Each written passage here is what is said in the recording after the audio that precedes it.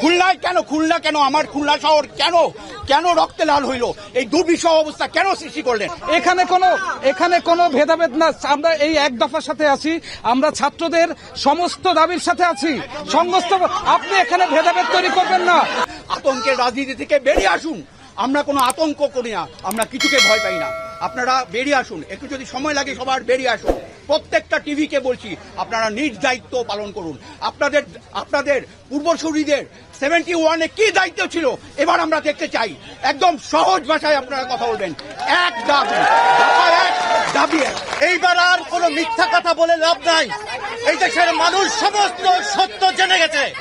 আপনারা সত্য প্রকাশ করুন, ছাত্রদের সঙ্গে থাকুন, ছাত্র জনতাদের সঙ্গে থাকুন, আর মিথ্যাকে প্রমোট করবেন না। যদি আন্দোলন মেনেই নেন, এখন গতকাল কেন গুলি চালাইলেন? খুলনায় কেন, খুলনা কেন, আমার খুলনা শহর কেন রক্তে লাল হইল? এই দুর্বিষহ অবস্থা কেন সৃষ্টি করলেন? বলেন কেন করলেন?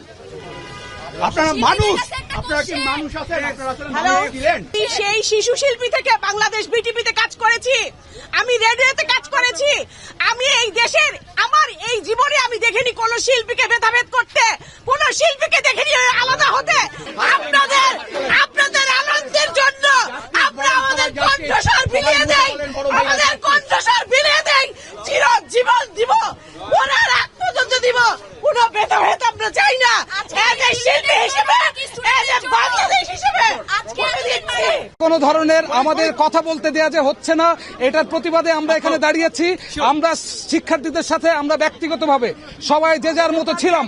এখানে কোনো ভেদাভেদ না। আমরা এই এক দফার সাথে আছি, আমরা ছাত্রদের সমস্ত দাবির সাথে আছি।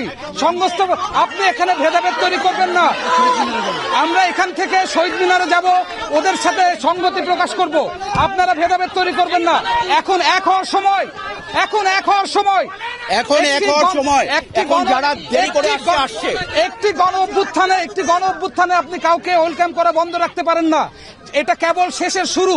এই শেষের শুরুতে আমরা সবাই বলতে চাই, আমরা সমস্ত ছাত্রদের গ্রেপ্তারের প্রতিবাদ করি, আমরা তাদের মুক্তি চাই। আপনি কথা বলতে দেন না কেন? আমরা র্যাপার হান্নানের মুক্তি চাই। আমরা এখান থেকে শহীদ মিনারে গিয়ে ছাত্রদের সাথে সংহতি প্রকাশ করব। এটা আমাদের 2 দিন আগে দেওয়া কর্মসূচি। এই কারণে আমরা এখানে সবাইকে জানিয়ে দিয়েছিলাম এখানে আসছি। আমরা গতকাল জানি যে শহীদ মিনারে হবে। আমরা এখান থেকে এই দাঁড়িয়ে শহীদ মিনারে চলে যাব।